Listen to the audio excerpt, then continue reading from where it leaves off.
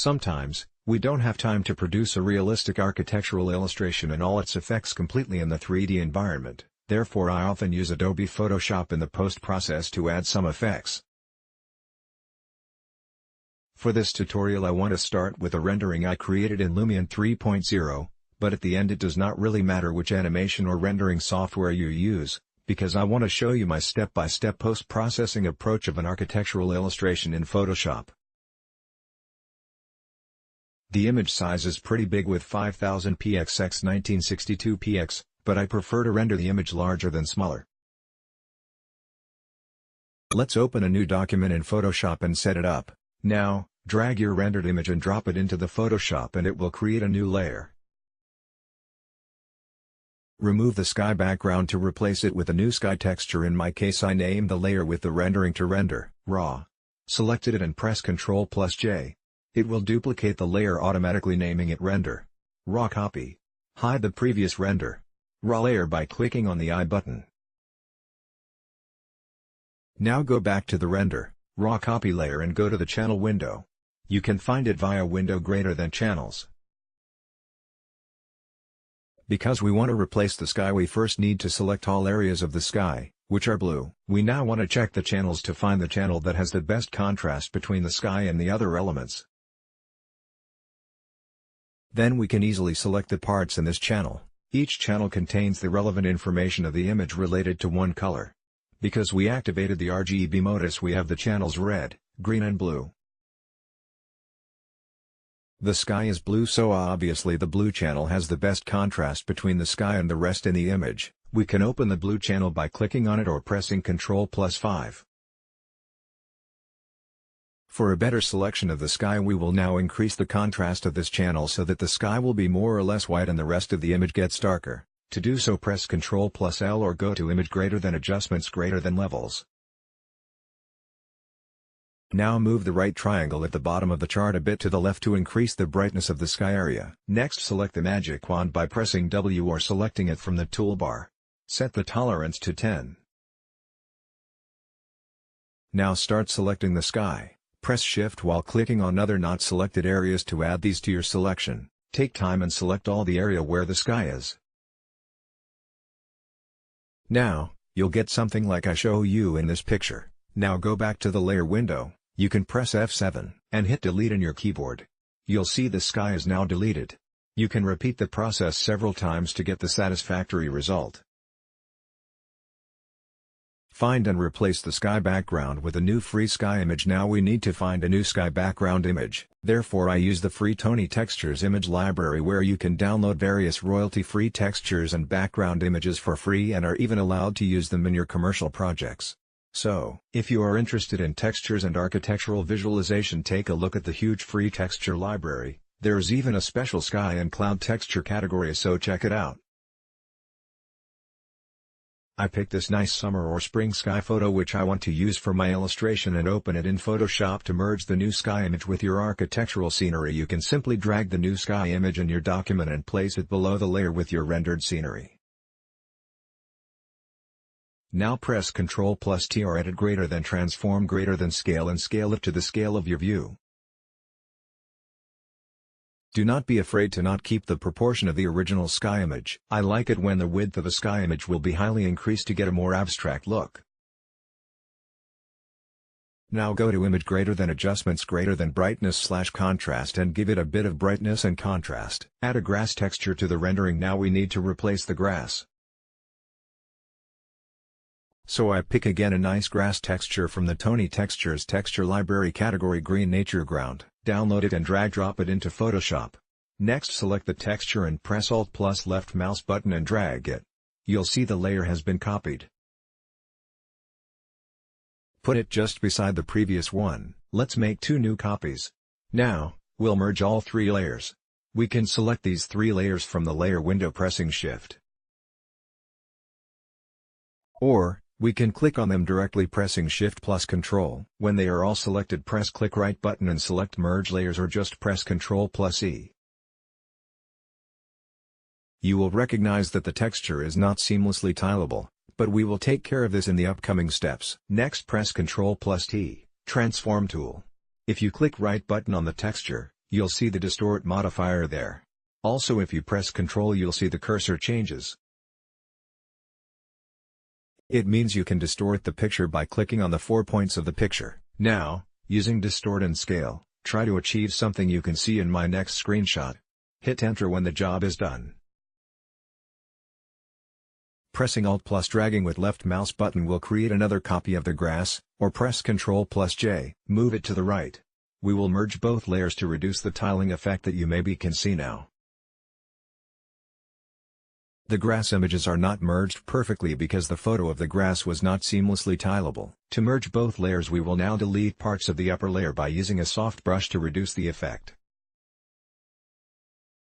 To do so, take the eraser tool from the toolbar or press E. Depending on your image resolution, you have to change a proper brush size. In my case 450 is fine. Now erase the parts where the tiling effect is visible to merge the two layers so they look continuous. Then merge the two layers and name the layer, for example Grass 1. Next, hide the Grass 1 layer by clicking on the eye just beside the layer.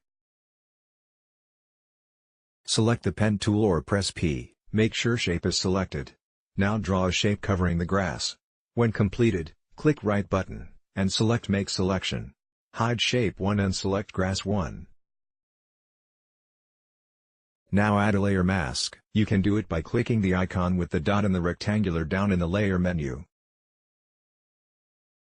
Then you will a result like this. You can now deselect your selection by pressing Ctrl plus D. You can delete Shape 1 layer if you're happy with the layer. If you aren't, you can edit the Shape 1 and do it again. Next, we also need to recreate the shadow. Click on the right side of the layer Grass 1.